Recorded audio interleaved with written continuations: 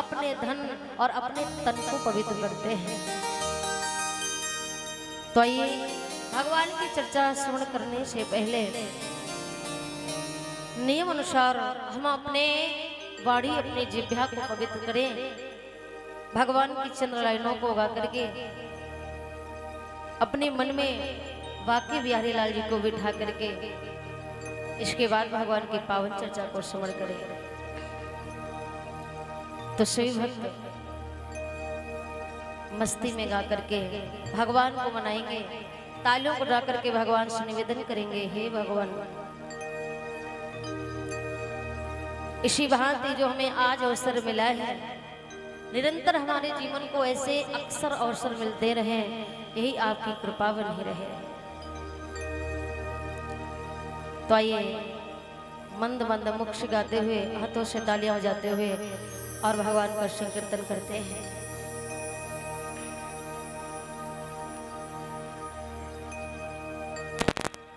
किया चल में छुपा लीजिए,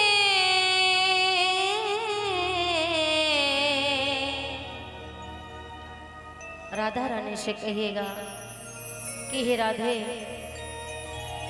आंचल में छुपा लीजिए,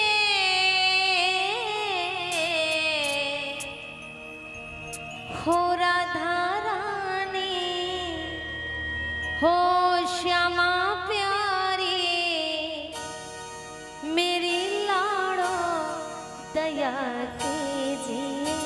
ऐसे नहीं, मस्ती में गाएंगे, सभी को तालियों को बजाना है, सभी माथे में नहीं, मस्ती में गाते हुए कहेंगे, अपने मुख से सुंदर सुंदर गान करेंगे। कहते हैं ना, अगर जब कोई प्रारंभ अच्छा होता है तो मन लगा करके कहिएगा,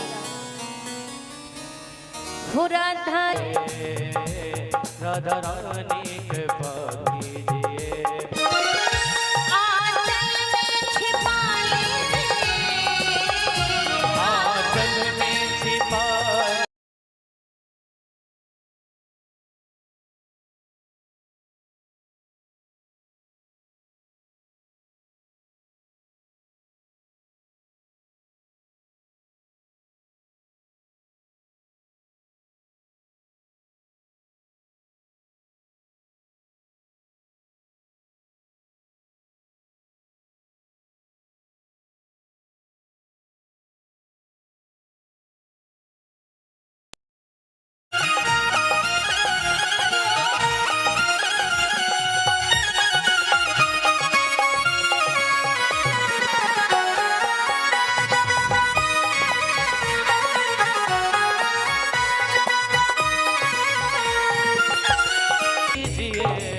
हो मुझे अपना बना लीजिए, मुझे अपना बना लीजिए, हो श्यामा प्यारी हो राधा रानी, हो मेरी लाड़ो दया कीजिए, मेरी लाडो दया कीजिए, प्यारी कृपा कीजिए। हरि बोल।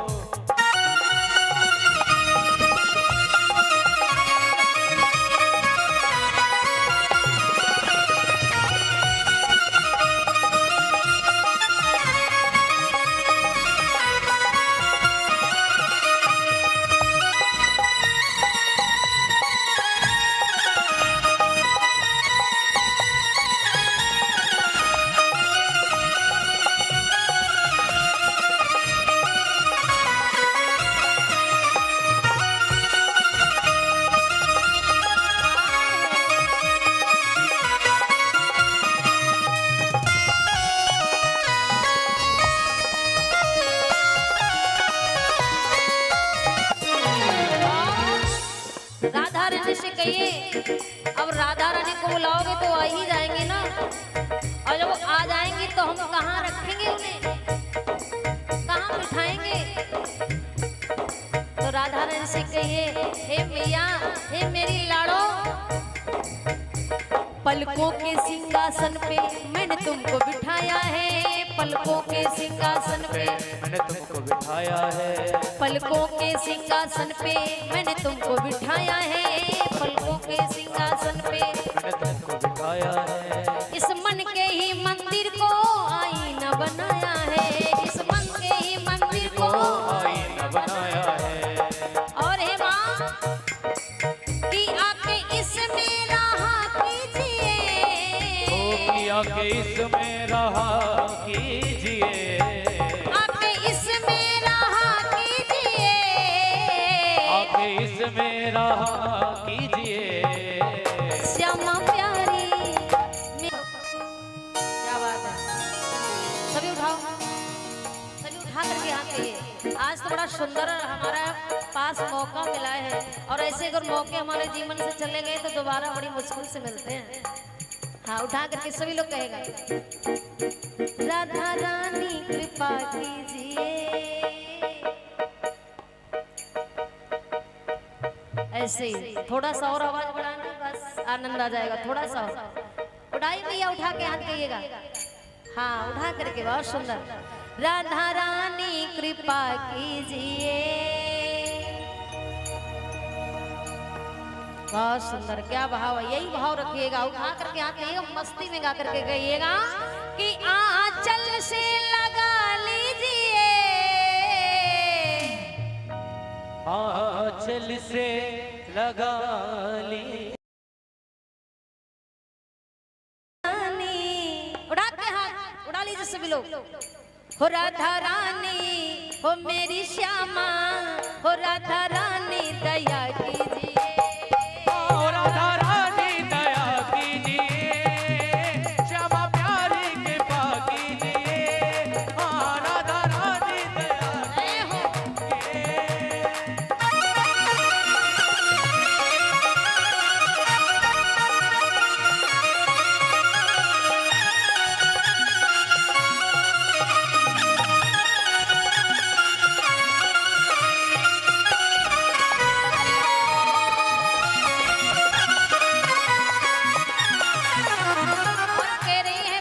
सुंदर भाव कहता है, हे माँ पहले भी व्यर्थ हुआ कई बार मेरा जीवन, पहले भी व्यर्थ हुआ मेरा जीवन, पहले भी व्यर्थ हुआ कई बार मेरा जीवन, पहले भी व्यर्थ हुआ कई बार मेरा जीवन।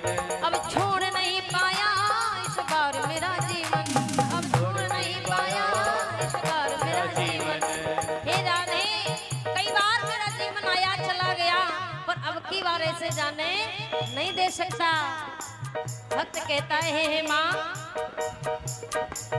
मुझे पार लगा दीजिए, पार लगा दीजिए, पार करा दीजिए, ओ पार करा दीजिए। श्यामा प्यारी राधा रानी, श्यामा प्यारी दया कीजिए, ओ श्यामा प्यारी कृपा कीजिए, है राधा रानी कृपा कीजिए। श्यामा प्यारी कृपा कीजिए, श्यामा प्यारी दया कीजिए, राधा रानी दया कीजिए, ओ श्यामा प्यारी दया कीजिए, राधा रानी दया कीजिए। श्यामा प्यारी कृपा कीजिए, राधा रानी दया कीजिए। श्यामा रानी दया कीजिए।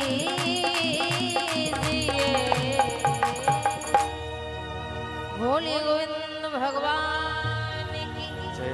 जोर से पर जयकार लगाएंगे सही भक्त। बोले दुर्गा मैया की जय हो। भैया आवाज में थोड़ा वजन डालिए, बड़ी हल्की आवाज निकल, कोई भी सेट नहीं है, सब साज बिल्कुल सूना सूना लग रहा है।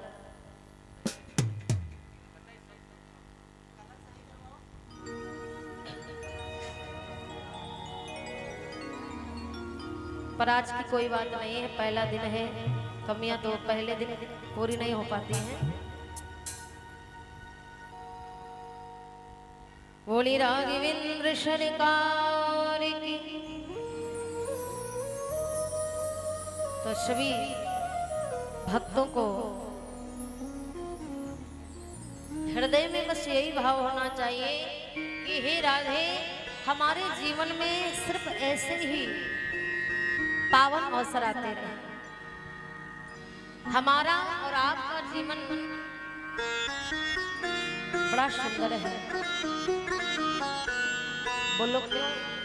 क्योंकि अगर मानव तन प्राप्त करने के बाद अगर अवसर ऐसा मिल जाए भगवान की कथा सुनने का, संकीर्तन करने का, सत्संग करने का, संतों के सानिध्य में रहने का, तो ये मानिए कि हम बड़े महान हैं। क्योंकि महाराज ऐसा समय किसी के जीवन में प्राप्त नहीं होता। और हम और आप बड़े किस्मत वाले हैं जो आपके पावन ग्राम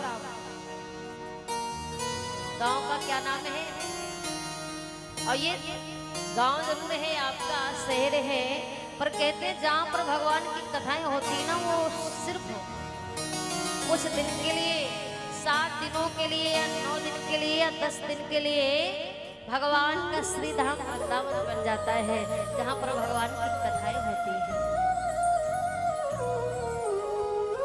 चल करके देखिए, जो वृंदावन धाम नहीं जा सकते, नहीं गए हैं, नहीं जा पा रहे हैं, अगर वो कथा सुनने ही चले गए तो ये मानिए उनको वृंदावन धाम की महिमा, आनंद का अनुभव हो जाता है। क्योंकि जहां पर भगवान की कथाएं होती हैं वहां का कड़कड़ धन्य हो जाता है। जहां तक की आवाज आ रही है वहां का कड़कड़ धन्य हो जाता है।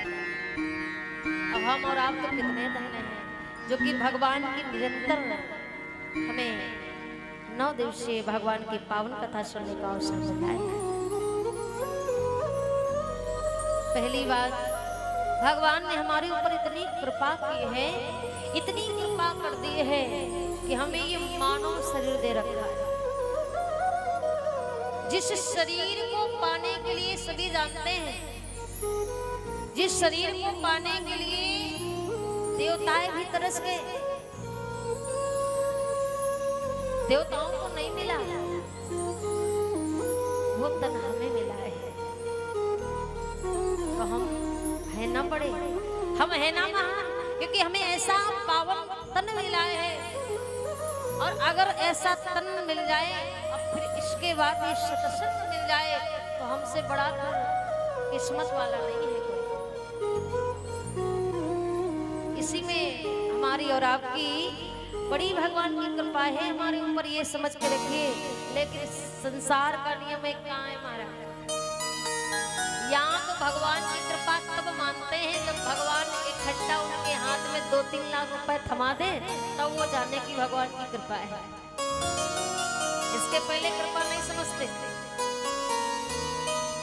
लेकिन याद रखिए, धन लाख आ जाए चला जाएगा, पर ये ऐसा समय जब मिल जाता है ना, ये जीवन में एक बार मिल जाए फिर दोबारा जाने वाला नहीं है, समय नहीं जाता। और कहते हैं हमारी सांसें वही गिनी जाती भगवान के घर में जिन सांसों में भगवान का संकीर्तन हो, अर्चन हो, वंदन हो,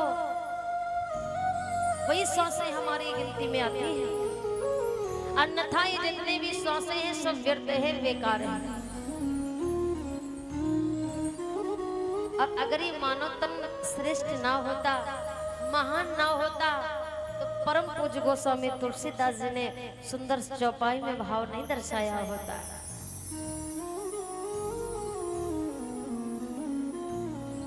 बड़ा सुंदर भाव लिखते हैं कि बड़े भाग और मानो तन पावा, सूर्य दुर्लभ सद ग्रंथन गावा। बड़े भागों से ये मानव तन मिलाए हैं। अब मानव तन में ऐसा समय मिल जाए तो भगवान की बड़ी कृपा है, क्योंकि भगवान की कथा सुनने वही भक्त आते हैं जिन्हें भगवान स्वयं बुलाते हैं। यहाँ जितने लोग आए हो ना, क्या अपनी मर्जी से आए हो? अच्छा बताइए, आप अपनी मर्जी से आए कि आपको भगवान ने बुलाया? हम अपनी मर्जी से तो एक पत्ता भी नहीं हिला सकते प्यारे, यहाँ आना वो तो बड़ी दूर की बात है। अपनी मर्जी से एक कदम नहीं चल सकते, तो इतने कदम चल करके कैसे आ सकते हैं? क्योंकि जितने भी भक्त यहाँ पर आए हैं ये भगवान की कृपा है, और जिन पर नहीं है वो चाह करके भी यहाँ तक आ सकते नहीं है। वो मन में विचार कर रहे हैं, जाऊं कि ना जाऊं, जाऊं कि ना जाऊं। विचार कर रहे, आज नहीं कल चला जाऊंगा, कल नहीं कल होगा तो आज नहीं कल चला जाऊंगा। और ऐसे कल कल करते करते पता नहीं हमारे जीवन का कल कब आए, आए भी या ना आए, इसका कोई भरोसा है क्या? अच्छा, हमारे जीवन का कभी कल आता है क्या? हमारे जीवन का कभी कल नहीं आता। आज हम विचार कर रहे हैं कि आज तो पहले ही दिन है, आज क्या करूं, कल चला जाऊंगा। और शायद रात में ऐसी बीमारी लग जाए, पैरों में ऐसी बीमारी लग जाए कि हम दूसरे दिन चल ही ना पाए, तो बताओ क्या करोगे? फिर कल आ पाओगे? अब तो ऐसी बीमारियां चली एकदम से अटैक करती है, किसी को पता नहीं चलता। तो हमारे जीवन का कल नहीं होता, इसलिए कहते हैं काल करे सो आज कर, आज करे सो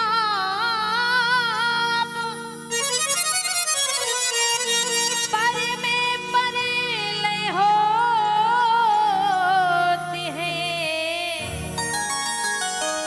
बहुरे करे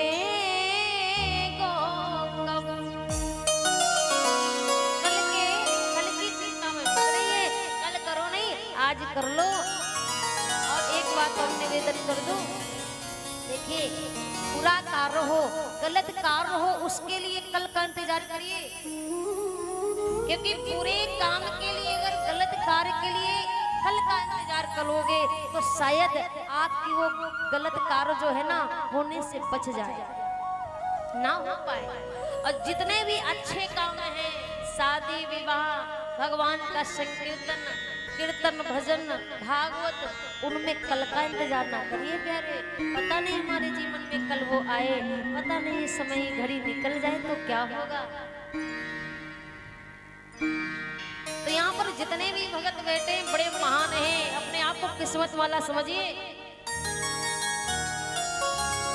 धन आएगा, हम और आपका बड़ा सौभाग्य है जो हमें ये भगवान की पावन कथा सुनने का अवसर मिला है। आपके इस पावन ग्राम कतरी सराय, क्या नाम है? याद नहीं है तो 3 दिन में याद हो जाएगा। बड़ा ही पावन स्थल है और भगवान के सानिध्य में हम सभी भगवान की पावन कथा श्रवण कर रहे हैं। हमारे भक्तों ने बड़ा सुंदर ये कार को जो सजाया है, तो भगवान से निवेदन करिए ये कार इसी भांति सफलता पूर्वक संपन्न हो जाए, हमारे कार्य में कोई विघ्न ना आए। गणेश भगवान से निवेदन करिए, क्योंकि बिना विघ्न के जो कार्य निपट जाते हैं, संपूर्ण हो जाते हैं, तो समझिएगा कि इस पर भी भगवान की बड़ी कृपा है। क्योंकि अच्छे काम में विघ्न बहुत आते हैं, बहुत विघ्न आते हैं। तो यही निवेदन बना करके रखिए। और जी कथा सुनने आए हैं, देखिए कथा क्या है। आप सभी भगत आए हैं सुनने, कौन सी कथा? श्रीमद् भागवत कथा। तो श्रीमद् भागवत कथा क्या है जानते हैं? स्त्री माने होती है, स्त्री माने क्या होता है भैया? बातें न करे। स्त्री माने, स्त्री किसको कहते हैं? स्त्री के लिए तो दुनिया परेशान रहती है, फिर भी नहीं जानते। स्त्री माने लक्ष्मी मैया, जो स्त्री शब्द जीवन में अपने धारण कर लेते हैं उनके जीवन में कभी लक्ष्मी की कमी नहीं होती। और जब लक्ष्मी की कमी हमारे जीवन में नहीं आएगी तो हमारा जीवन में कभी किसी से लड़ाई झगड़ा होने वाला नहीं है, क्योंकि सारी लड़ाई झगड़ा सारे द्वंद फंद सिर्फ किसकी वजह से है? लक्ष्मी मैया के कारण। और जिसके चक्कर में दुनिया परेशान है। तो जो स्त्री शब्द धारण करते हैं जीवन में कभी लक्ष्मी की कमी नहीं होती। अब आता है मद। अच्छा, ये मद क्या है? व्यास जी कहते हैं ये मद मान्य होता है अहंकार, अभिमान, घमंड, लोभ। जो मद शब्द हमने जीवन में धारण कर लेते हैं उसके हृदय में जो अहंकार होता है, घमंड होता है, गुमान होता है, गर्व होता है, सब बाहर हो जाता है। जितने भी विकार हैं सब नष्ट हो जाते हैं। मन विकार रहित हो जाता है। और जिस हृदय में विकार नहीं होंगे, छल कपट द्वंद फंद ईर्ष्या भाव नहीं होगा, वो मन हमारा कैसा हो जाएगा? मन कैसा हो जाएगा? मैया बताइए, बातें मत करिए, हमें बहुत दिखाई देता है। जिस मन में छल कपट नहीं होता है वो मन कैसा होता है?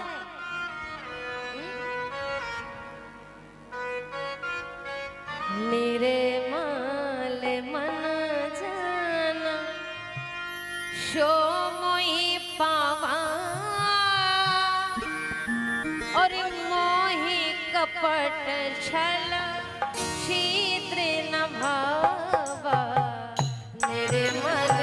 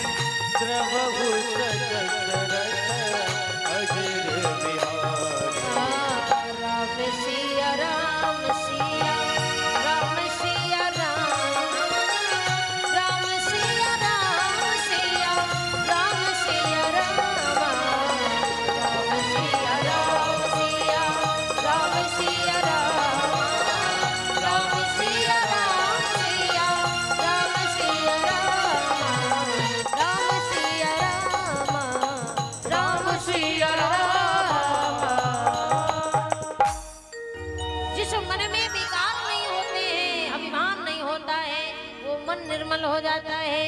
और जब मन निर्मल हो जाए तो वो भगवान के लायक बन जाता है, क्योंकि भगवान को कौन सा मन प्रिय है? निर्मल। इस मन में विकार ना हो। मद माने विकार, विकार नष्ट हो जाते हैं। अब ये भागवत क्या है? भागवत है भा माने भक्ति। गौर से सुनिएगा सभी भक्त जो आज कथा सुना रहे हैं, कल हम आप लोगों से पूछेंगे भी। ध्यान से सुनिएगा, दिमाग में भी रखिएगा। देखिए आ गए, अब बैठे बैठे उठ करके प्रसाद लिया चले गए तो कोई फायदा हुआ क्या? कोई लाभ मिला? जब तक कथा को हृदय में नहीं बिठाओगे तब तक फायदा होने वाला नहीं है। और ऐसे ना समझो तो बताओ, अब आप लोगों के सामने कोई सुंदर से 56 प्रकार की थाली सजा करके रख दे, भोजन का जो थाल है सजा करके रख दे और कहे भैया इसे खाना नहीं, तो क्या देख करके आपका पेट भर जाएगा? देख करके भरने वाला नहीं है जब तक वो भोजन हमारे अंदर नहीं बैठेगा। उसी भांति कथा में बैठने से कोई लाभ नहीं है जब तक कथा को हृदय में बैठाओगे। कथा को सुनिए तभी हमारे जीवन का कल्याण होगा।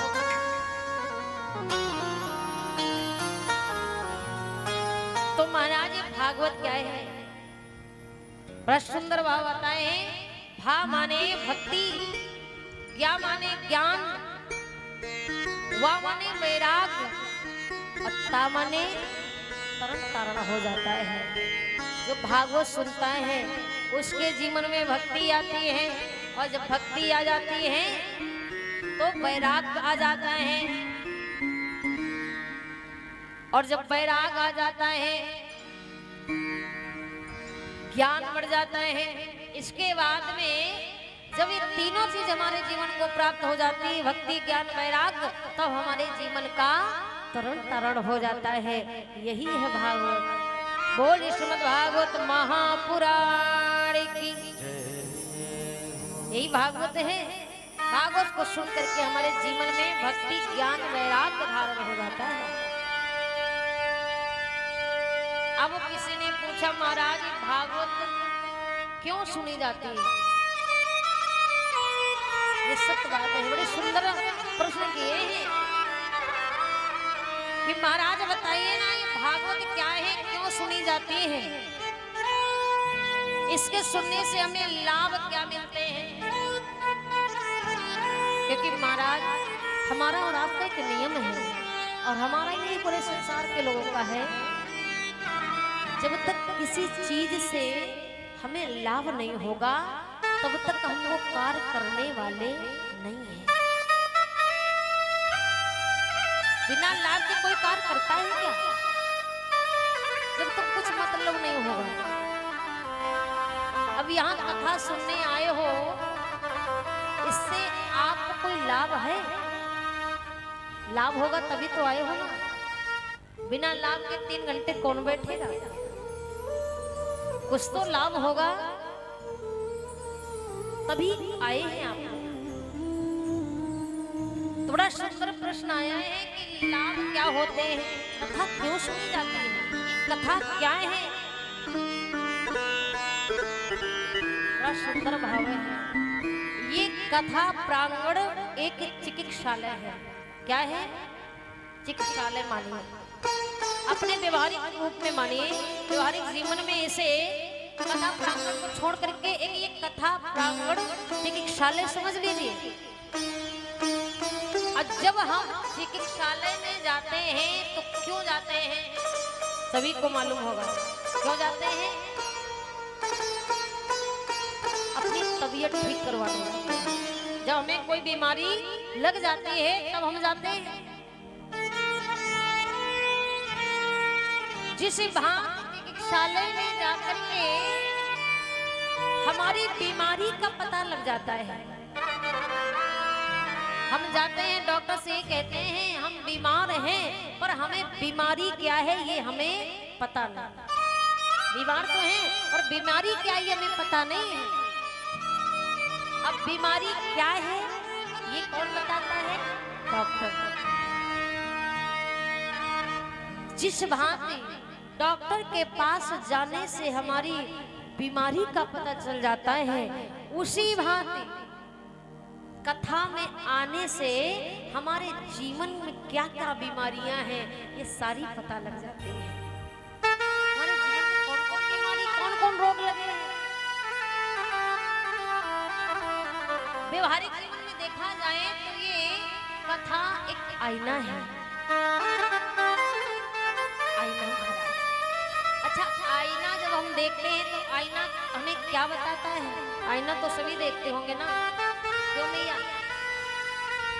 दिन भर में 4-5 बार नहीं, कम से कम 15-20 बार तो देखते ही होंगे।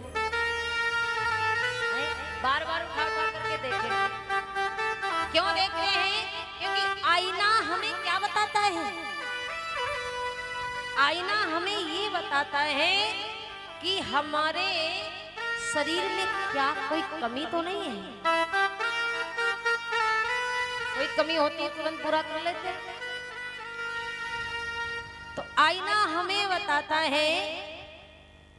भागवत कथा हमारे स्वभाव का ज्ञान करा देती है कि हमारा स्वभाव कैसा होना चाहिए।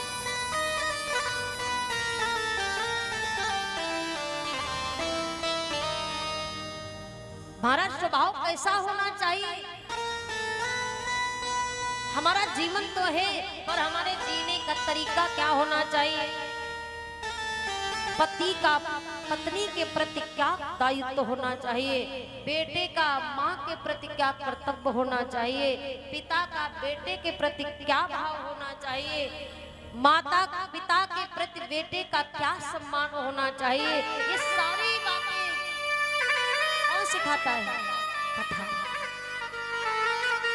हमारा जीवन में कैसे रहना है, कैसे उठना, कैसे बैठना, कैसा व्यवहार करना, ये सारी बातें हमें कथा में आकर के पता चल जाती है। व्यवहारिक जीवन में ये कथा महाराज आईने के भांति है। ये सारी बातें हमें कथा सिखा देती है।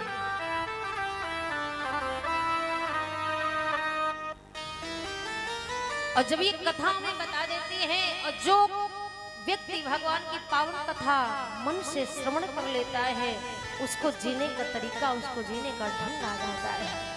और जिससे जीने का ढंग आ गया तो मानिए महाराज उसका जीवन सफल और सरल हो गया। ये कहते हैं जीवन निकल गया तो जीने का ढंग आया। अगर जीवन चला गया फिर जीने का अगर ढंग आया तो फिर कोई फायदा नहीं होने वाला है। जीवन रहते हुए जीने का ढंग आ जाए तो ये जीवन हमारा सुधर जाता है। और देखें ये कथा हमारे जीवन की दो बातें हैं। कौन? एक कथा और दूसरी प्रथा। कौन है? एक कथा और दूसरी प्रथा। अब कथा और प्रथा क्या है? किसी ने पूछा महाराज जी कथा प्रथा का मतलब क्या? कथा क्या चीज है? देखिए प्रथा है जो हमारे जीवन में हम कर रहे हैं, हम जो कर रहे हैं, देख रहे हैं, सोच रहे हैं, करने जा रहे हैं, ये सारी बातें हैं प्रथा। एक कथा नहीं है, प्रथा। अपने जीवन को अच्छा बनाए, अपने ही जीवन में ध्यान दे, दूसरी की जिंदगी में ताक झांक करना बंद कर दे, कोई फायदा नहीं है। ये हमारी जीवन की दो सत्ता है, एक भगवान का नाम, दूसरा हमारे जीवन का मरना। क्यों? कि आया है सो जाएगा राजा रंग की फकीर, कोई सिंहासन चढ़ा चला, कोई बांधे जाते जंजीर। आए हो तो जाना ही पड़ेगा, तो जाने से हमें क्यों डरना? ये जीवन जा रहा है धीरे धीरे, कहाँ एक दिन जाना है। तो जा रहा है तो हमें करना क्या है? कि चली जा रही है ये हमारा जीवन, हमारी उम्र जा रही है, और जाते हुए उम्र से हमें क्या काम लेना है सभी जानते हैं। सभी कहिएगा भगवान से निवेदन करिएगा। चली जा रही है उम्र धीरे धीरे, चली जा रही है उम्र धीरे धीरे, चली जा रही है उम्र धीरे धीरे, चली जा रही है उम्र धीरे धीरे। सुबह शाम आठों पहर धीरे धीरे, सुबह शाम आठों पहर धीरे धीरे, चली जा रही है उम्र धीरे धीरे। चली जा रही ताली बजा करके मस्ती में।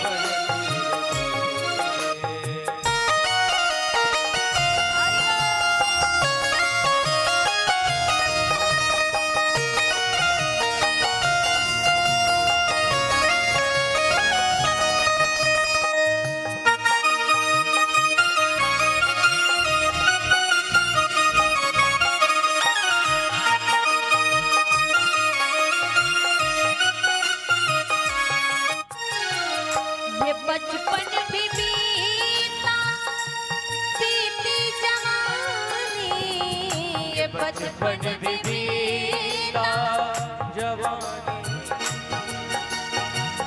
ये बचपन भी बीता बीती जवानी, ये बचपन भी बीता बीती जवानी। हो क्या रहा है? बुढ़ापे का होगा, बुढ़ापे का होगा असर धीरे धीरे, बुढ़ापे का होगा असर धीरे धीरे, आ रही है उम्र धीरे धीरे।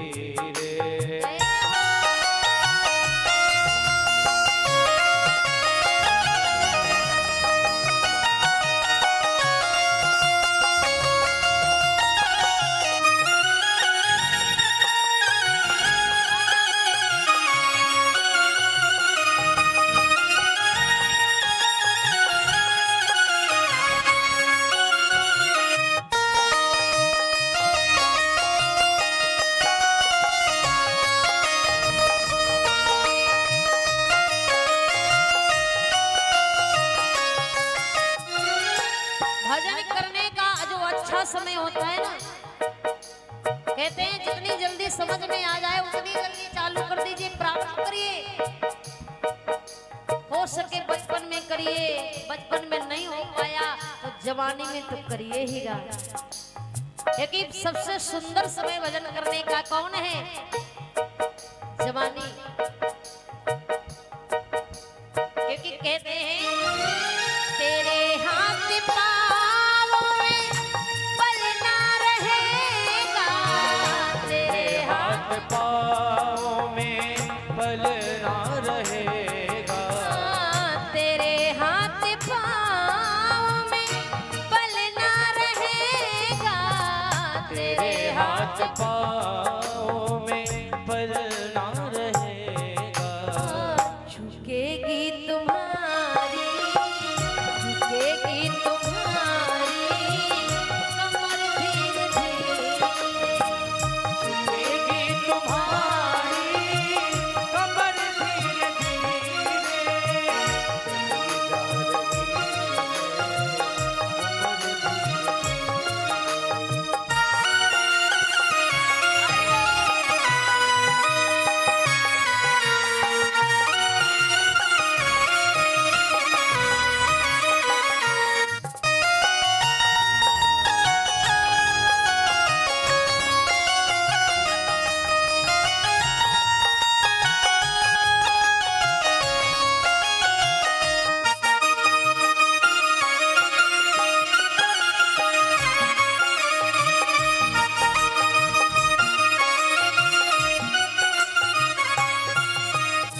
और जब समय चला जाएगा, भजन नहीं हो पाया प्यारे, तो कहते हैं आज नहीं जवानी निकल जाए कोई बात नहीं, बुढ़ापे में क्या जाएगा। अच्छा, बुढ़ापे में जब स्वयं से कुछ नहीं होता तो भगवान का भजन कर पाओगे क्या? नहीं होगा। अगर भगवान का भजन करना है तो कुछ ना कर पाओ तो अपने जीवन को ही सुधार लो। और करो क्या? बुराई से अपने को मन को हटा ले, बुराई से अपने मन को हटा ले, बुराई से अपने को मन को हटा ले, बुराई से अपने मन को हटा ले, तो सुधर जाएगा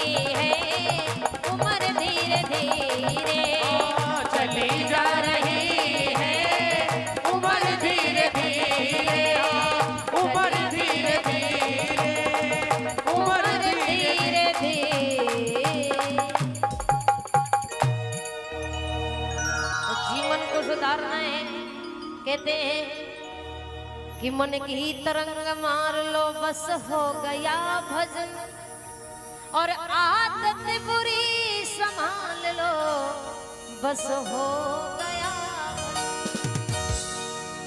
जीवन में अगर भजन ना बन पाए ना तो अपने मन की तरंगों को मार लो, इससे बड़ा कोई भजन नहीं है। क्योंकि हमसे कोई भी जब कार्य होते हैं ना तो ये सारे गलत कार्य हमारी मन की तरंगे करती हैं। एक काम और करो अपने जीवन में कि बुराई से अपने तुम मन को हटा ले, बुराई से अपने मन को हटा ले, तो सुधर जाएगा तेरा जीवन धीरे धीरे। हमारा जीवन धीरे धीरे सुधर जाएगा अगर इस संसार से थोड़ा सा हट करके भगवान के चरणों में लग जाए। तो जीवन की यही सत्य है, एक भगवान का नाम, दूसरा हमारी मृत्यु, दूसरा शब्द है सत्चित। चित्त माने प्रकाश, भगवान एक स्वयं प्रकाश स्वरूप है। जिसके हृदय में भगवान विराजमान हो जाते हैं उसके जीवन में अंधकार समाप्त हो जाता है, प्रकाश ही प्रकाश हो जाता है। अब आनंद, आनंद क्या है? देखिए कहते हैं आनंद और मजा में बहुत बड़ा फर्क है। हम संसार में तो ही शब्द यूज करते हैं, एक कहेंगे उस काम से हमें बड़ा मजा आ गया, कोई कहेगा यहाँ जाने से हमें बड़ा आनंद आया। विचार करिए, मजा का उल्टा शब्द बना है। मजा का उल्टा शब्द क्या बना है? मजा का सजा क्या बना है? मजा का उल्टा शब्द है सजा, आनंद का उल्टा शब्द बना ही नहीं है। बना ही क्या? ज्यादा मजा जीवन में लोगे सजा मिलेगी, पर आनंद चाहे जितना लो उसका कभी विपरीत नहीं मिलेगा, क्योंकि आनंद का उल्टा शब्द नहीं बना है। और आनंद जब अधिक बढ़ जाएगा तो हमारा जीवन परमानंद तक पहुंच जाएगा, परम आनंद की अनुभूति हो जाएगी, भगवान हमें प्राप्त हो जाएंगे। क्योंकि आनंद जब अधिक बढ़ता है तब हमारा जीवन सफल हो जाता है।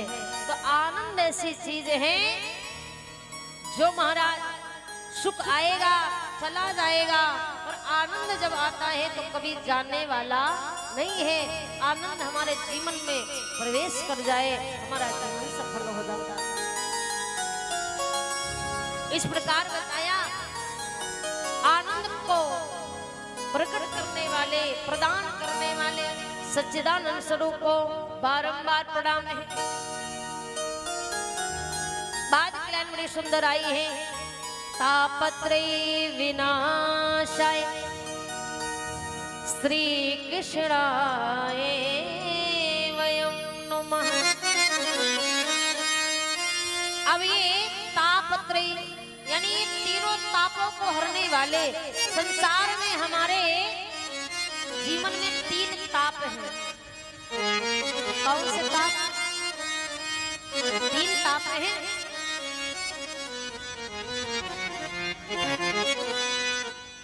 और तीनों तापों को हरने वाले ये सच्चिदानंद भगवान है, जो तीनों तापों को हर लेते हैं। दैहिक दैविक और भौतिक तापा, ये तीन ताप हैं, एक दैहिक, एक दैविक, एक भौतिक।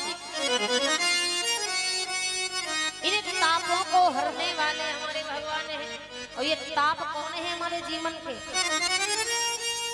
कि कोई तन दुखी, कोई मन दुखी, और कोई धन बिन रहते उदास, और थोड़े थोड़े सब दुखी, सुखी राम के दास। तीन तापे हैं, तन मन और दुखी है। कोई मन से दुखी हो, कोई धन से दुखी है। अब किसी ने महाराज कहा ये तन मन धन से कैसे दुखी? तो तन का दुख वो दुख है प्यारे, तन का दुख जानते हैं? इस संसार में हमें तो लगता है कि लोग 80% अपने शरीर से, अपने तन से दुखी रहते हैं। उनका जीवन बिना दवाई के नहीं चल रहा है। सबसे बड़ा दुख कहते हैं तन अगर ठीक नहीं है तो फिर कहीं मन नहीं लगने वाला। तन का दुख सबसे बड़ा दुख है। जिसको देखो तन से दुखी है, क्योंकि तन से दुखी ऐसा दुख है तन का जो इंसान कह नहीं पाता है। अब तन से वो स्वयं दुखी, अपने दुख का कारण कैसे बताए, क्या बताए कि मैं कैसे दुखी हूँ। तन से दुखी मतलब बेचारों ने बड़ी मेहनत से धन दौलत कमाया, शोहरत कमाई, घर परिवार को नीचे से उठा करके ऊंचाइयों में बिठाया।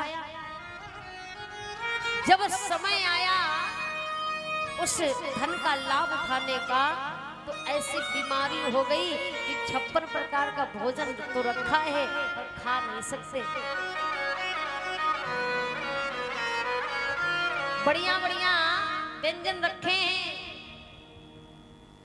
मीठा रखा है, रसगुल्ला रखे हैं, रबड़ी रखी है, पर शरीर में बीमारी है।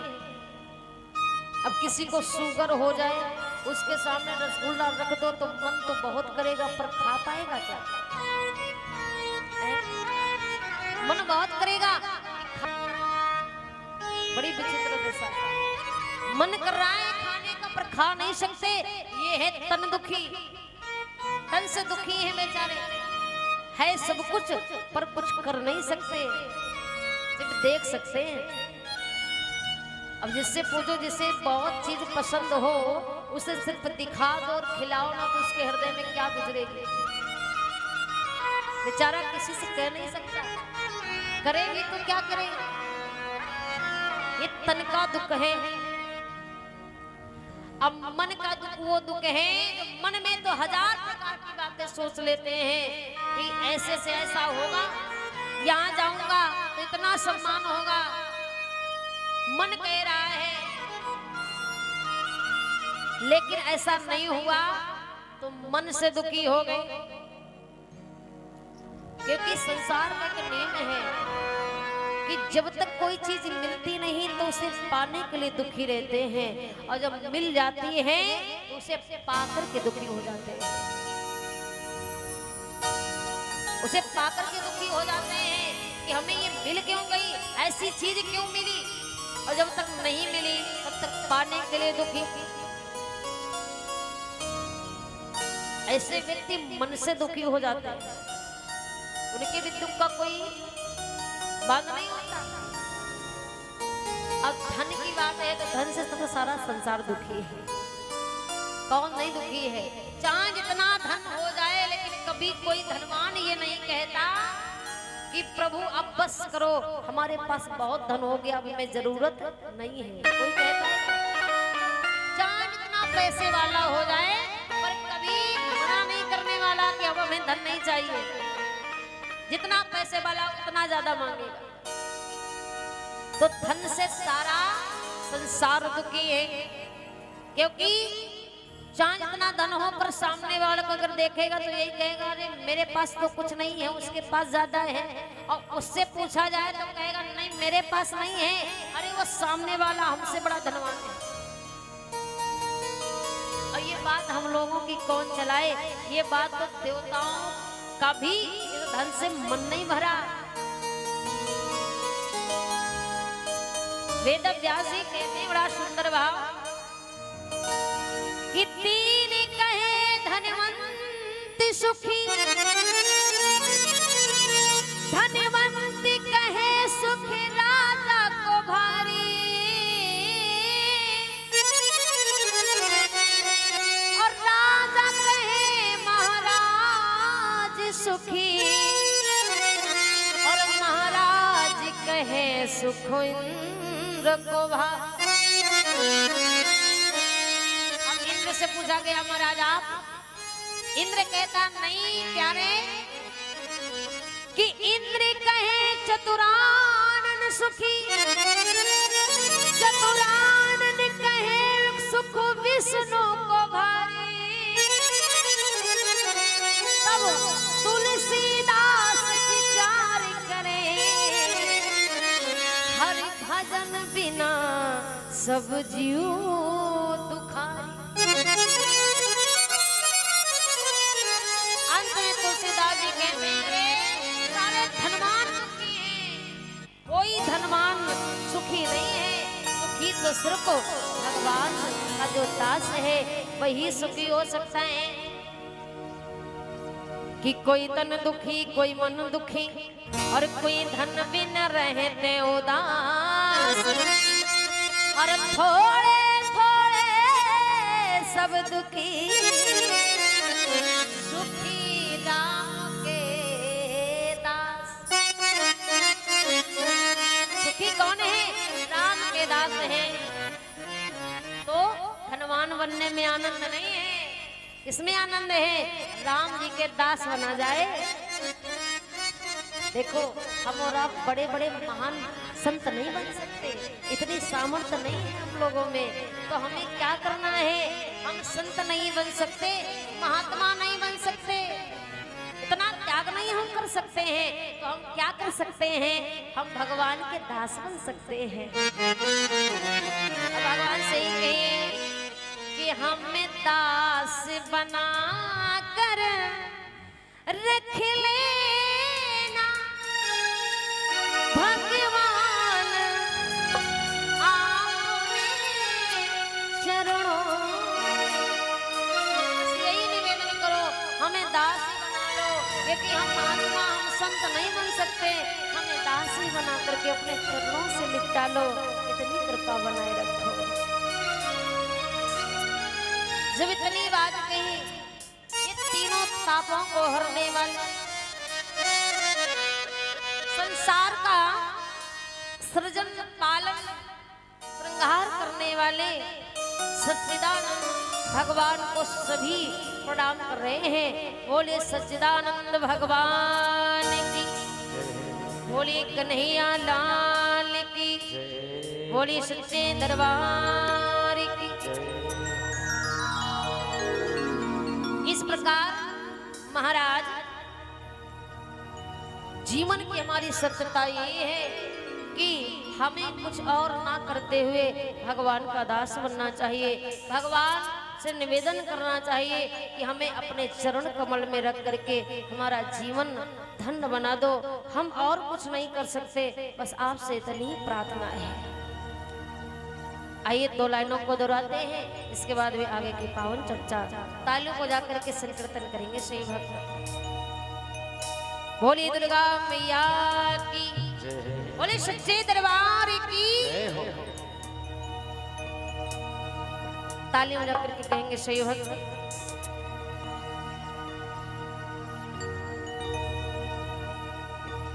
बोली रास बिहारी लाल की।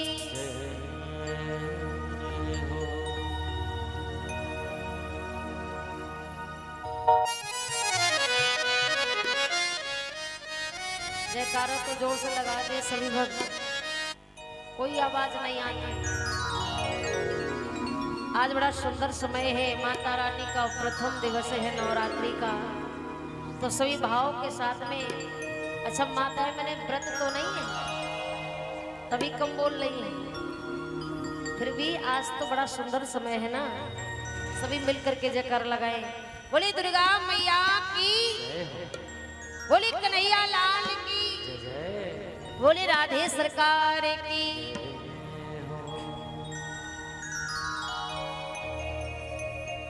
कि कुछ नहीं बिगड़े तेरा हरि शरण आने के बाद नहीं बिगड़ेगा तेरा हरि शरण आने के बाद।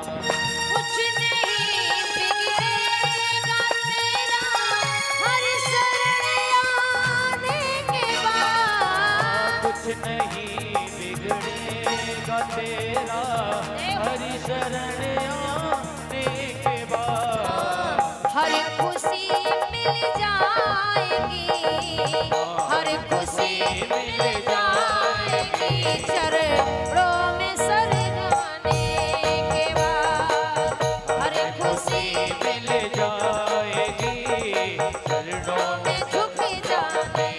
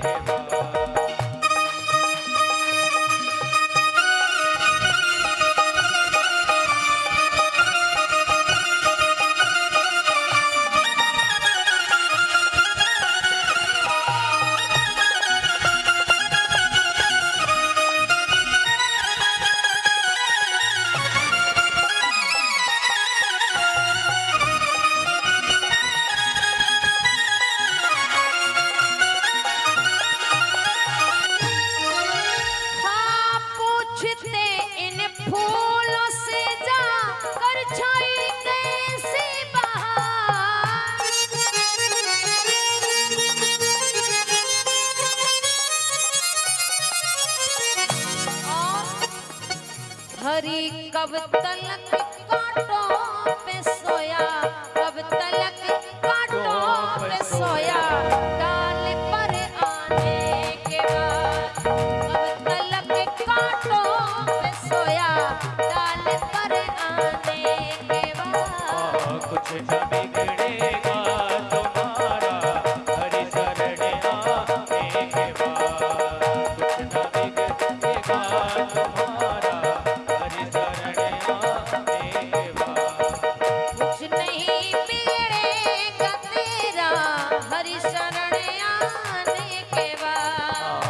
नहीं बिगड़ेगा तेरा हरि शरण आने के बाद, हरि शरण आने के बाद, हरि शरण आने के बाद, हरि शरण के बाद।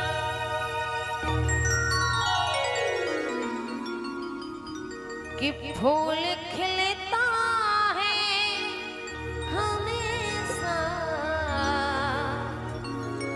रातें ढल जाने के कुछ नहीं बिगड़ेगा तेरा हरि शरण आने के बाद।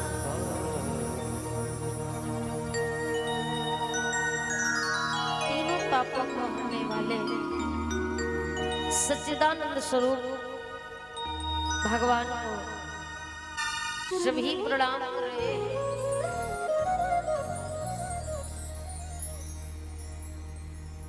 दूसरे श्लोक में भागवत की महिमा को गाया। देखिए भागवत इतनी महान है जिसको सुन लेने मात्र से बड़े बड़े पापों का कष्ट दूर हो गया। फिर भी इस भागवत पुराण ने अपनी महिमा को स्वयं नहीं गाया। देखिए महान वही है जो अपनी बड़ाई स्वयं अपने मुंह से ना करे। और जो व्यक्ति अपनी बड़ाई अपने मुंह से करना शुरू हो जाए ना कि हम बड़े धनवान हैं, हम बड़े बलवान हैं, अरे हम बड़े यशमान हैं, तो समझ लेना उससे बड़ा मूर्ख दुनिया में कोई और नहीं। क्योंकि स्वयं बड़ाई करने से कोई महान नहीं होता। आप महान कब हैं, आप श्रेष्ठ कब मानिए, जब आपकी बड़ाई कोई अन्य व्यक्ति करे, तब आप समझिए कि हाँ हम भी कुछ है। स्वयं अपने में गा डालो कि हम बड़े सुंदर हैं, हम बड़े अच्छे हैं, हम बड़ा धनवान हैं, बड़ा धन है, हमारे पास बड़ा गुण है, ज्ञान है, तो आपसे बड़ा मूर्ख दुनिया में कोई दूसरा नहीं। अपनी बड़ाई अपने मुंह से अच्छी नहीं लगती है, आपकी बड़ाई कोई दूसरा करे तब आप महान हैं। ये भागवत इतनी महान होकर के भी इस भागवत कथा ने अपनी महिमा को स्वयं नहीं कहा। किसने कहा? ये महत्व भगवान की महिमा, कथा की महिमा को पद्म पुराण की पावन गाथा ने गाया है। ये पद्म पुराण के द्वितीय श्लोक में नैमिषारण तीर्थ में 88,000 संत महात्मा बैठे हैं और बैठकर अपने जीवन के कल्याण के विषय में विचार कर रहे हैं। हमारे जीवन का कल्याण कैसे होगा, हमें जीवन को कैसे जीना चाहिए, क्या करना चाहिए, हमारा जीवन कैसे सफल होगा। तब तक क्या होता है, रोम हर्षण के पुत्र महाराज सूत जी का आगमन होता है। सूत जी महाराज जी को देख करके सभी प्रणाम करते हैं,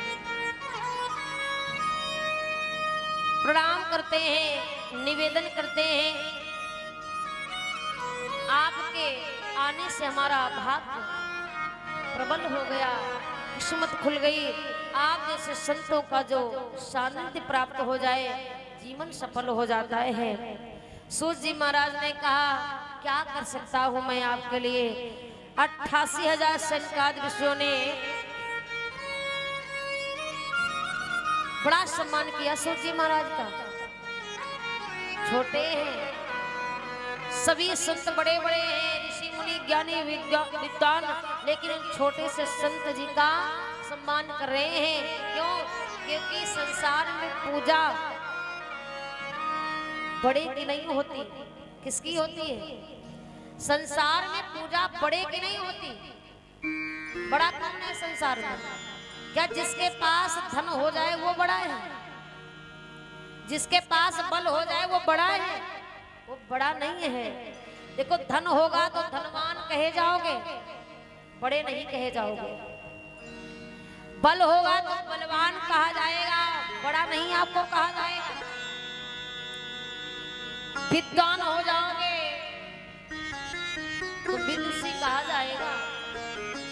बड़ा नहीं कहा जाएगा। लेकिन संसार में बड़ा कौन है जानते हैं? जिसको अद्भुत ज्ञान हो,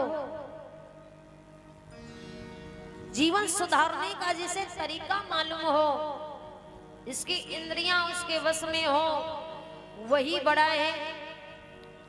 और यहाँ उम्र में सबसे छोटे हैं सूत जी महाराज, पर ज्ञान प्रबल है, इसलिए इनको बड़ा जान करके इनके ही माता पिता बड़े बड़े संत इन्हें प्रणाम कर रहे हैं, क्योंकि ये ज्ञान में प्रबल हैं, ज्ञान से बड़े हैं। बड़ा वही होता है जिसे अद्भुत ज्ञान है। इन्हें बड़ा मान करके सभी ने सम्मान किया और बड़ा सुंदर प्रश्न किया है। और कहा बताइए भगवान, तीसरे श्लोक में बड़ा सुंदर भाव आता है कि मेरा जीवन हमें कैसे सफल बनाना चाहिए। हमारा जीवन चला जा रहे हैं महाराज, हमारे जीवन का अंधकार कैसे नष्ट होगा, हमारे जीवन में प्रकाश कैसे आएगा, हमारा जीवन भक्ति मय कैसे बनेगा, इसका हमें पता बताइए। जब इतना प्रश्न किया है 88,000 सनकादिशों ने, तब सूत जी महाराज कहते हैं आपका प्रश्न जग के कल्याण के लिए है। अवश्य मैं आपको समझाऊंगा कि आपको संसार में कैसे जीना है, भगवान की भक्ति प्राप्त करने के लिए क्या करना है।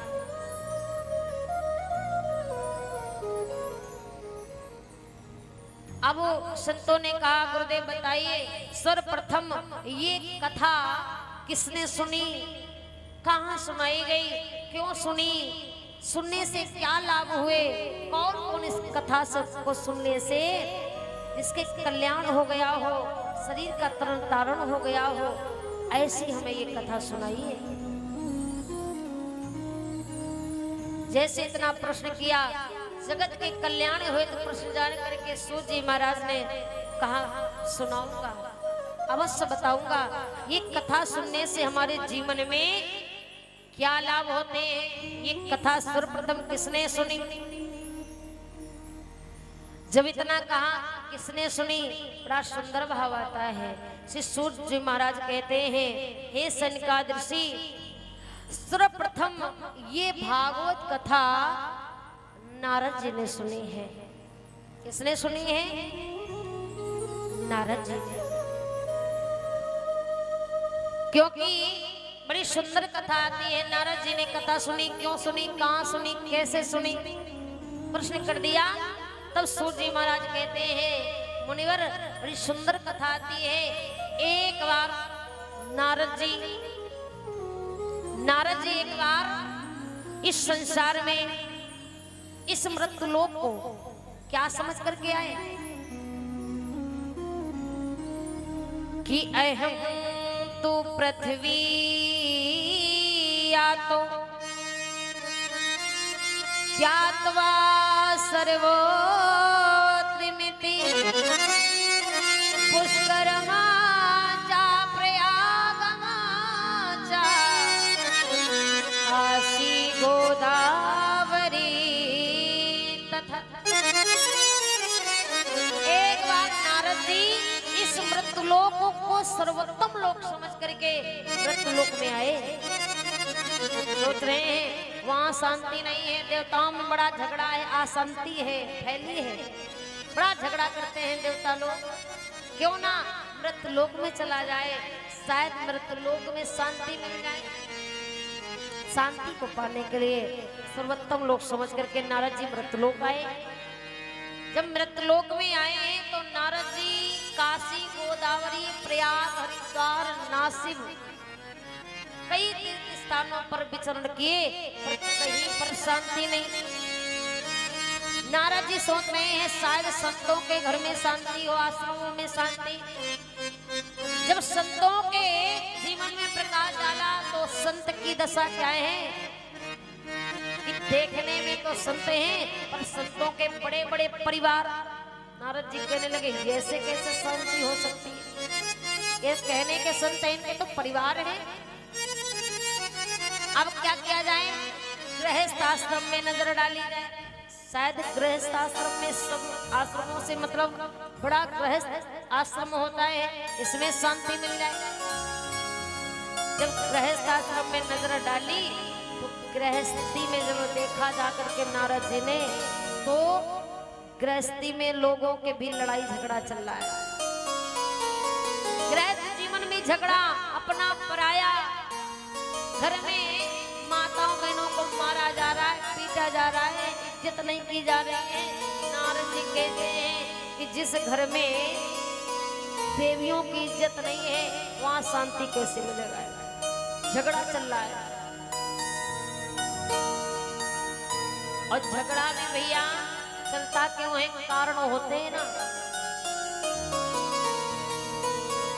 औरतों की जहाँ पर माताओं बहनों की इज्जत सम्मान नहीं होता, उस घर में लक्ष्मी भी नहीं जाती। अशांति जहाँ पर होती वहाँ भगवान नहीं जाते। नारद जी कहते फिर मैं कैसे रुक जाऊं, ठीक नहीं है। हमारे ब्रज में कहावत है ना कि दीवार बिगाड़े आरो और घर बिगाड़े सारो। दीवार में अगर ज्यादा, अब इस समय तो आरो कोई जानते ही नहीं होंगे, पहले के समय में छोटी छोटी अलमारी कह दिया जाए बनाई जाती थी दीवार में, तो आज के समय में कोई बनाता ही नहीं है। क्यों? क्योंकि दिमाग में बात बैठ गई है कि ज्यादा अलमारी निकालने से दीवार कमजोर हो जाती है। उसी प्रकार कहते हैं दीवार बिगाड़े आरो अब घर बिगाड़े सारो। जिस घर में साले साहब की ज्यादा चलती होगी ना, वो घर में कभी शांति होने वाली नहीं है। क्योंकि जहां जहां साथ घर बिगड़ गए। इतना आनंद नारद जी को आया, क्योंकि कहते हैं वृंदा, इतना आनंद नारद जी को आया क्योंकि कहते हैं वृंदावन रावन शोभने नहीं, आनंद गाँव शोगा। वृंदावन शोभने नहीं, आनंद गाँव शोगा। पंसी वट सो बट नहीं, राधा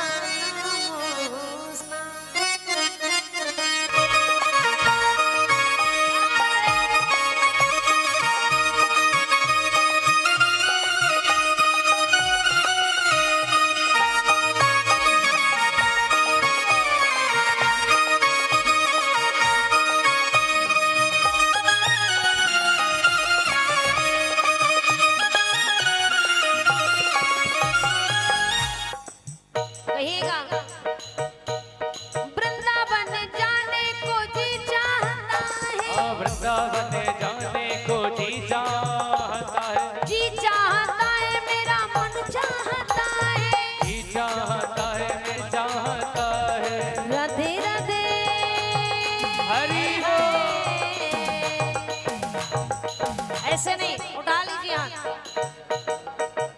और सुंदर उठा लो। इतने सुंदर सुंदर हाथ दिए सिर्फ खाने को नहीं, इस दिन में 4 बार खाए रहो, इसके लिए नहीं दिए। थोड़ा भगवान को भी कर लो। उठा के हाथ कहिएगा बोलिए कन्हैया लाल की। हाँ ऐसे उठा करके कहिएगा अरे राधे राधे राधे राधे गाने को जी चाहता है, वृंदावन जाने को जी चाहता है। राधे राधे गाने को जी चाहता है, वृंदावन जाने को जी चाहता है।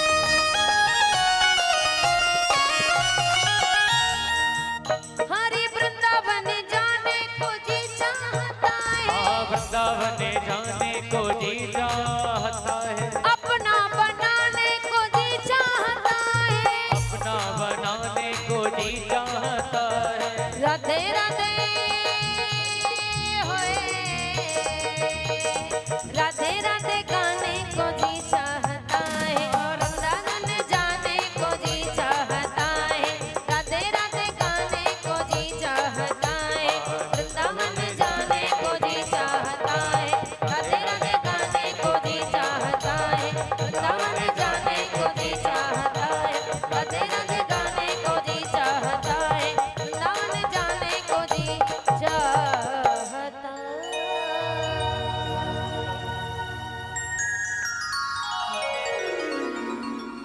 भोली बांके बिहारी लाल की।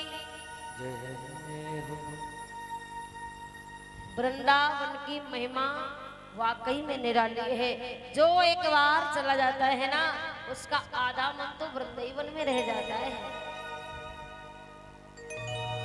नारद जी जब वृंदावन में पधारे ना, नारद जी का हृदय गदगद हो गया, आनंद ही आनंद दिखाई दे रहे हैं। नारद जी ने वृंदावन में बड़ा आनंद प्राप्त किया। इसके बाद नारद जी विचार कर रहे हैं कि देखो वृंदावन घूम रहे हैं नारद जी। और जब नारद जी वृंदावन घूमते घूमते जमुना जी के तट पर पहुंचे तो क्या देखा नारद जी ने कि एक युवती है, जवान है, उदास है, आंखों में आंसू भर रहे हैं। नारद जी ने जब ऐसी स्थिति में उस युवती को देखा, नारद जी से रहा नहीं गया, पास में पहुंचे, प्रश्न कर दिया, हे देवी, हे देवी, कौन कहाँ की हो, किसी महापुरुष की जाई हो,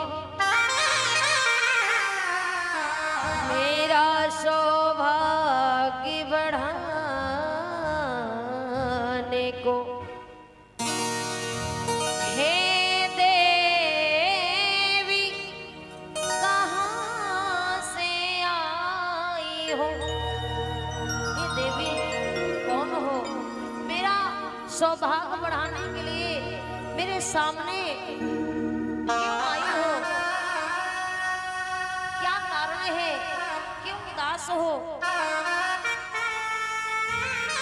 और ये आंखों में आंसू क्यों भरे हैं, क्या कारण है।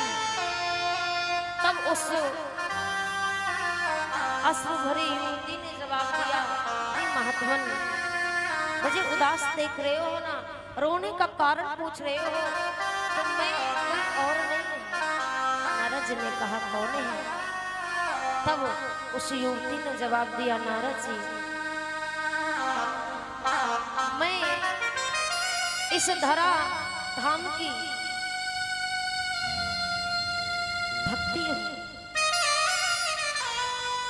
भक्ति हूँ, और ये जो पुरुष है ये कौन है। भक्ति ने कहा, नारद जी मैं भक्ति हूँ। भक्ति रो करके कहने लगी, नारद जी यही तो मेरे रोने का कारण है। संसार में माँ अगर जवान हो, अब बेटे बुढ़ापे में जर्जर हो गए हो, वो माँ संसार में खुश कैसे रह सकती है। लोग ताने मार मार के मुझे घायल करते हैं, मैं कहीं मुंह दिखाने के काबिल नहीं, मैं किसी को जवाब नहीं दे पाती हूँ। क्या करूं, मेरे दुख का कारण यही है, कोई इस दुख का निवारण मुझे नहीं मिल रहा है। तब नारद जी ने भक्ति से वादा किया, परेशान ना हो भक्ति, इस अपार कष्ट को मैं दूर करूंगा। कहीं से जाकर कोई भी औषधि ढूंढ करके लाऊंगा, कोई भी प्रयास करूंगा और आपके कष्ट को दूर अवश्य करूंगा।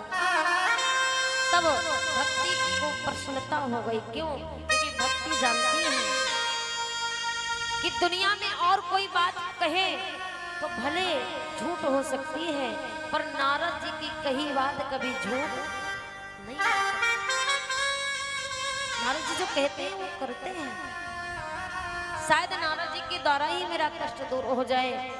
नारद जी ने कहा अवश्य दूर करूंगा, 1000 प्रयास करूंगा। वहां से नारद जी चलते हैं, भक्ति से वादा किया। और नारद जी बड़ी बड़ी तीर्थ स्थानों पर पहुंचे, काशी, गोदावरी, प्रयाग, गया जी में जाकर के पिंडदान करवाए, हवन वेदी विधान करवाया, मंत्रोच्चारण को करवाया, पर कोई लाभ नहीं। और जब कोई फायदा नहीं हुआ तब नारद जी उदास हो गए। उदास लेकर के वापस आ रहे थे, रास्ते में संत लोग मिल गए। संतों ने जब नारद जी के चेहरे को उदास देखा तो प्रश्न कर दिया, अरे नारद जी, जो मुख सदैव नारायण नाम गाता हो, आज वो मुख इतना उदास क्यों लग रहा है, क्या कारण है? और जब नारद जी की उदासी का कारण पूछा तब नारद जी ने सारी विरह वेदना सुना दी। हे मुनिवर, आप तो ज्ञानी हैं। अरे भक्ति का कष्ट दूर करने निकला था, पर कहीं पर कोई साधन, कोई औषधि, कोई दवाई नहीं मिली।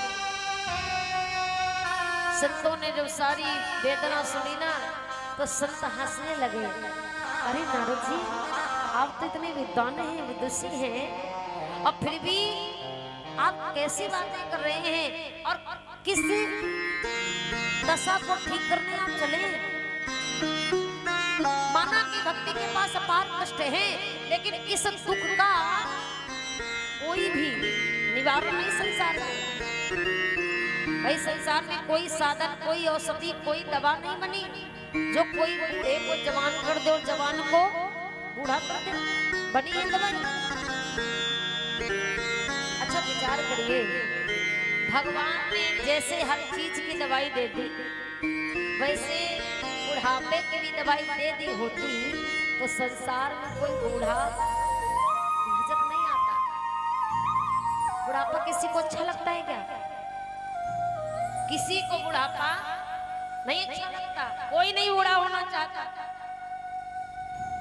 और अगर भगवान ने धोखे से दवाई बना दी होती तो संसार में कोई बूढ़ा होता ही नहीं मरा, चाहे वो बड़े 1-2 लाख की दवा मिली होती। लोग खाना कम कर देते पर वो दवाई जरूर खरीद के लाते। सत्य है, क्योंकि अभी भी हमारे जीवन में जब बुढ़ापा आने लगता है ना तो उसको छिपाने के लिए हम ना जाने कितने महंगे महंगे प्रोडक्ट यूज कर लेते हैं। अभी भी जब हमारे ऊपर बुढ़ापा आता है तब भी हमारा प्रयास जारी रहता है कि बुढ़ापा ना आए। बुढ़ापा झलकने लगता है, बाल जब सफेद हो जाते हैं तो बाल में कलर कर लेते हैं। क्यों? क्योंकि अभी हम जवान हैं। दांत गिरने लग जाते हैं तो पूरी 32 बदलवा लेते हैं। हमारा कानों से सुनाई देने लगता है ना तो कानों में मशीन फिट करवा लेंगे। क्यों? क्योंकि बुढ़ापा नहीं चाहते हम अपने ऊपर। आंखों से दिखाई कब करने देने लग जाता है ना तो आंखों के भी लेंस चेंज करवा लेते। भगवान ने हर चीज की सुविधा तो दे दी है, पर बुढ़ापा ना आए इसकी कोई गारंटी नहीं दी है। फिर भी हमारा प्रयास जारी रहता है। जब तक हो सकता है तब तक हम अपने ऊपर बुढ़ापा नहीं आने देते। संतों ने कहा, नारद जी आप भी कैसी बातें कर रहे हो, ऐसी तो कोई संसार में दवाई नहीं बनी। नारद जी ने कहा, महात्मन देखे, मैंने भक्ति से वादा कर रखा है और अगर मैं उसके कष्ट को दूर नहीं करूंगा तो दुनिया में तो हमारा नाम बदनाम हो जाएगा। क्यों? क्योंकि सारा जगत जानता है कि मैं जो कहता हूँ वो करता हूँ। नारद का मतलब जानते हैं? नारद, नारद जी के नाम में ही नारद जी का सारांश छिपा है। नारद यानी नारद ने जो कहा वो कभी भी रद्द नहीं हुआ। नारद की कही बात कभी खाली नहीं जाती। नारद जी जहाँ झगड़ा ना हो वहाँ झगड़ा करा दे और जहाँ झगड़ा हो वहाँ पर प्रेम की डोर से बांध देते हैं। नारद जी करते हैं। अब नारद जी कह रहे हैं क्या करूं? तब संतों ने बड़ी उदासी नारद जी के चेहरे पर देखी, बर्दाश्त नहीं हुई। कहा, नारद जी ऐसा करिए, कोई उपाय तो नहीं बना है, कोई दवा औषधि तो नहीं है पर एक साधन है। क्या? कौन सा? तब संतों ने कहा यही एक साधन है जो जाकर के आप भक्ति के कष्ट को दूर कर सकते हैं। कौन सा? 7 दिवसीय श्रीमद् भागवत कथा का जब आप रसपान कराओगे तो उस कथा को सुन लेने मात्र से ही तीनों के कष्ट दूर हो जाएंगे, भक्ति ज्ञान वैराग्य तरण हो जाएंगे।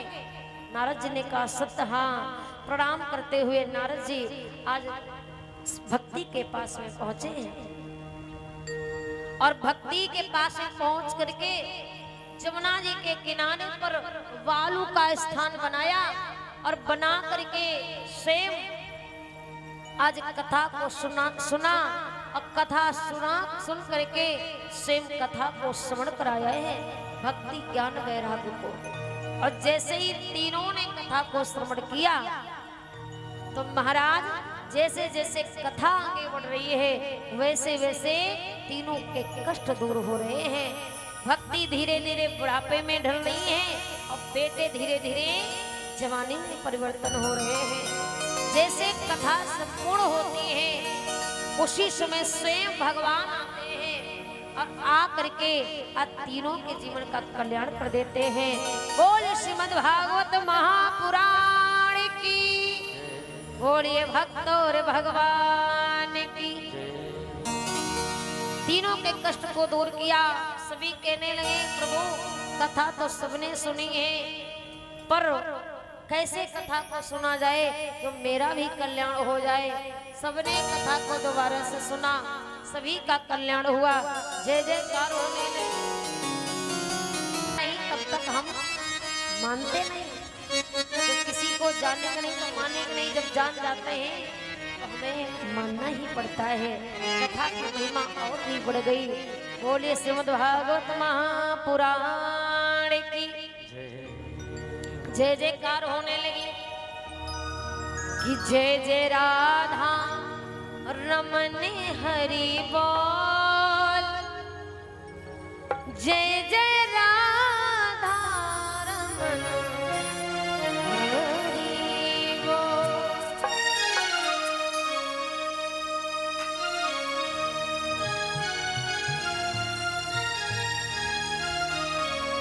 आइए गुनगुनाते हैं सही भक्त, क्योंकि आज कथा का प्रथम दिवस है तो सही भक्त थके भी होंगे, व्यस्तता रही है आज ज्यादा और थोड़ा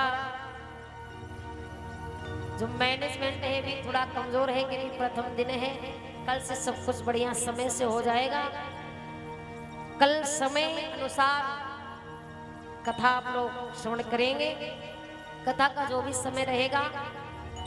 और आज प्रथम दिवस के हेतु सभी भक्त भी थके हुए हैं तो एक भजन हो जाए, इसके बाद में आरती होगी और आगे की कथा जो है वो कल आप लोगों को समय अनुसार श्रवण कराई जाएगी। तो सभी भक्तों से निवेदन है कि समय अनुसार कथा प्रांगण में आकर के अपने जीवन को धन्य बनाएंगे।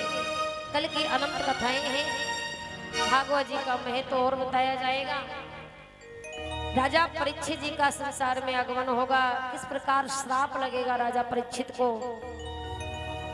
24 अवतारों का वर्णन होगा, 28 नरकों का वर्णन होगा। कल की बड़ी ही पावन अनंत कथाएं आप लोग श्रवण करेंगे। तो आइए अभी के लिए एक सुंदर सा भजन, इसके बाद में आरती और प्रसाद। बोली गोविंद भगवान की कि जय जय राधा रमन हरि बोल, जय जय राधा रमन हरि बोल। तालियां बजा करके बोलेंगे सभी लोग। जय जय राधा रमण हरि बोल, जय जय राधा रमण हरि बोल, जय जय राधा रमन हरि बोल, जय जय राधा रमन हरि बोल, जय राधा रमण हरि बोल, जय जय राधा रमण हरि बोल, हरि बोल हरि बोल हरि बोल,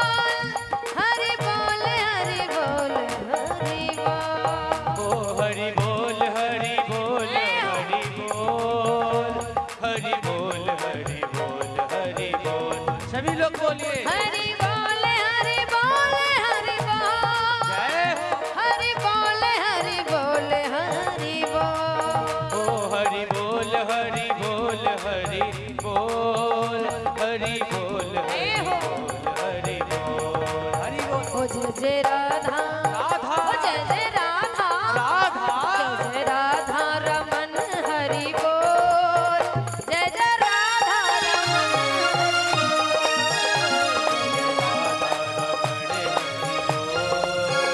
जय जय राधा रमण हरि बोल।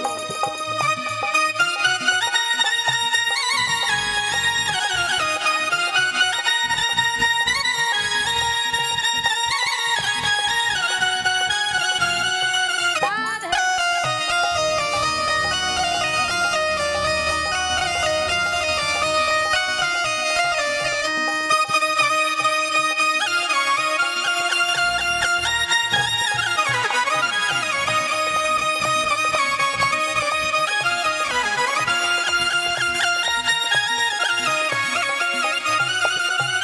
हरि बोल हरि बोल हरि बोल हरि बोल हरि बोल हरि बोल ओ हरि बोल हरि बोल हरि बोल हरि बोल हरि बोल हरि बोल। ऐसे नहीं गा लीजिए हाँ मस्ती में आकर के हरि बोल हरि बोल हरि बोल हरि बोल हरि बोल हरि बोल ओ हरि बोल हरि बोल हरि बोल हरि बोल हरि बोल हरि बोल।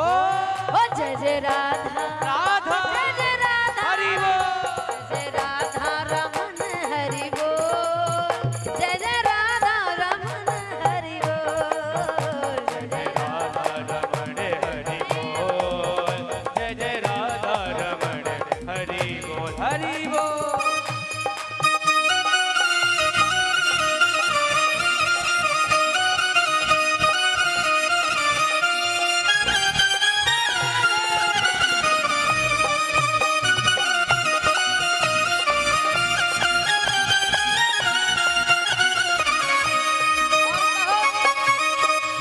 कि पकड़ लो हाथ मन मोहन पकड़ लो हाथ मन मोहन। पकड़ेंगे कब ऐसे ऐसे रखे रहोगे थोड़ी ना पकड़ेंगे जब उठाओगे तभी तो पकड़ेंगे बड़े मतलबी हो प्यारे अरे हाथ पकड़ाना है तो उठा के पकड़ाइएगा और कहिएगा पकड़ लो हाथ मन मोहन पकड़ लो लो हाथ मन मोहन।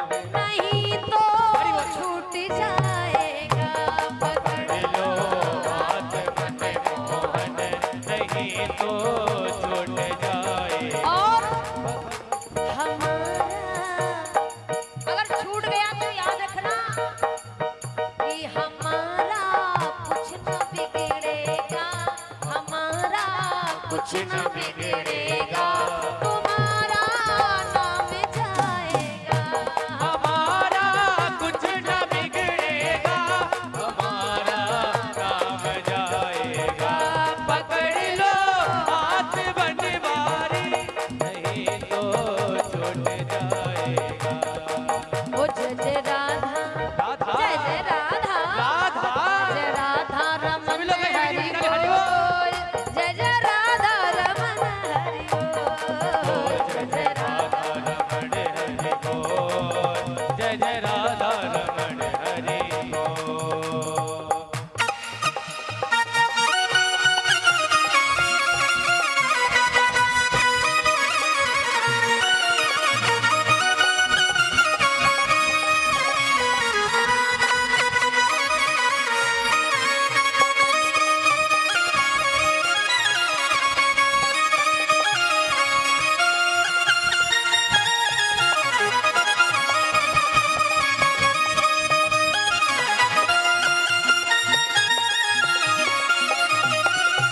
हरि बोल हरि बोल हरि बोल हरि बोल हरि बोल हरि बोल ओ हरि बोल हरि बोल हरि बोल हरि बोल हरि बोल हरि बोल। हरि बोल हरि बोल हरि बोल हरि बोल हरि बोल हरि बोल ओ हरि बोल हरि बोल हरि बोल हरि बोल हरि बोल हरि बोल। ओ जय जय राधा राधा जय जय राधा बोलो। जय जय राधा रमन हरि बोल जय जय राधा रमन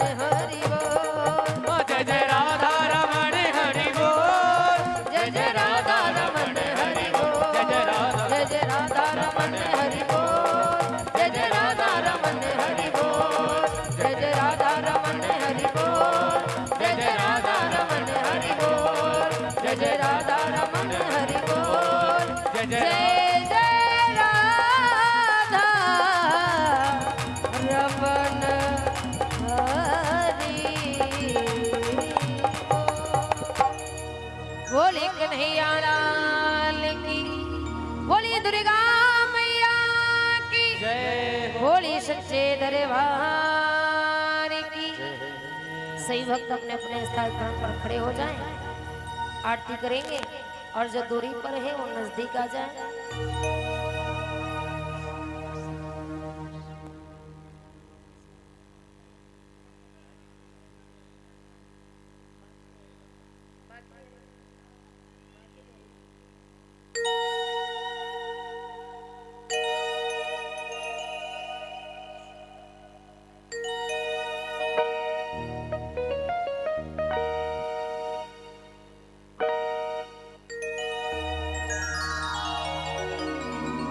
श्री राधे।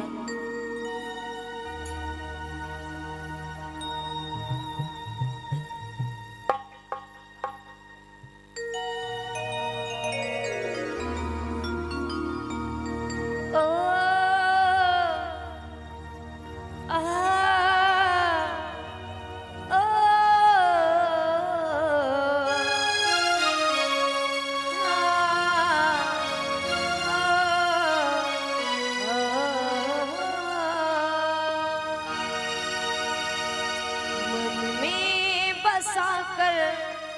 तेरी मूर्ति उतारो मैं गिरधर तेरी आरती। मन में बसाकर तेरी मूर्ति उतारो मैं गिरधर तेरी आरती। तेरी आरती हो तेरी आरती। हाँ तेरी आरती, हाँ तेरी आरती। उतारो मैं भगवन तेरी आरती। मैं बसाकर तेरी मूर्ति उतारो मैं गिरधर तेरी आरती। मैं बसाकर तेरी मूर्ति उतारो मैं गिरधर तेरी हो हो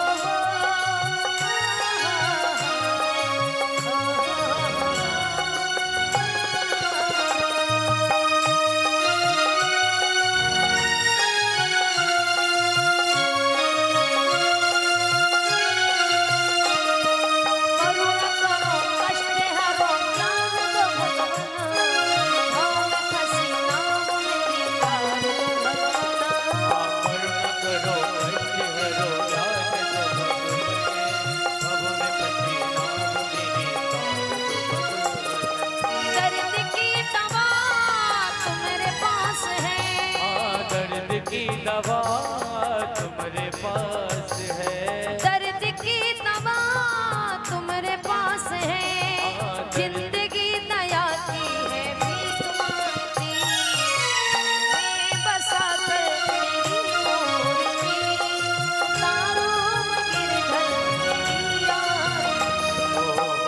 मैं बसाकर तेरी मूर्ति उतारो मैं गिरधर तेरी आरती।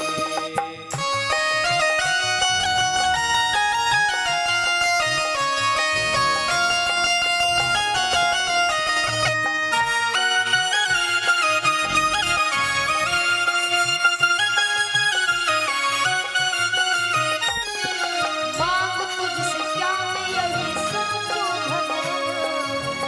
जिंदगी जब तेरे नाम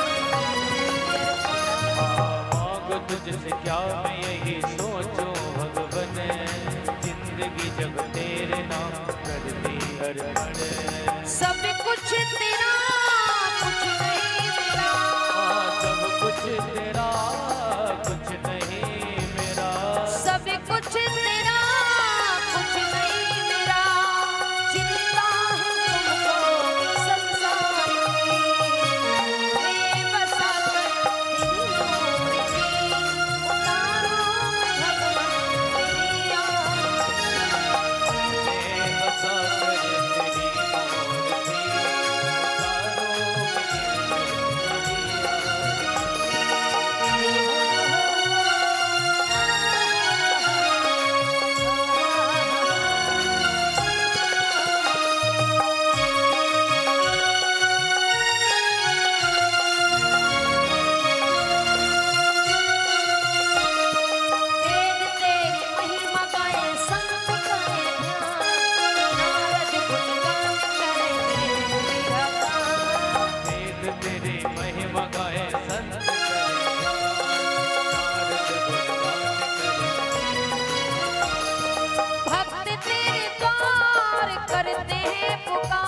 ओ भक्त तेरे द्वार करते हैं पुकार। हम आए तेरे द्वार सुन लो पुकार। हम आए तेरे द्वार सुन लो पुकार। दास व्यास मीनू लाडी गए आरती में बसा कर तेरी मूर्ति उतारूं मैं भगवन तेरी आरती। मन में बसा कर तेरी मूर्ति उतारो मैं गिरधर तेरी मूर्ति। हम में बसा कर तेरी मूर्ति उतारूं मैं भगवन तेरी आरती। मैं बसा कर तेरी मूर्ति उतारो मैं गिरधर तेरी आरती। कर्पूर्णिकार में करुणावतार संसार सार में भुजगेन्द्रहार सदा वसंत में ध्यान बिंदे भवम भवानी शैतम नमामि। तुम्हें हो माता च पिता तुम्हें हो, तुम्हें हो बंधु सखा तुम्हें हो, तुम्हें हो विद्या विद्याधरणं त्वमेव सर्वं मम देव देव। रजपति बंसी बजैया गोकुल के राजा मेरी अखियां तरस रही जल्दी आजा। रजपति बंसी बजैया गोकुल के राजा मेरी अखियां तरस रही अब तो आजा। आजा आजा आवे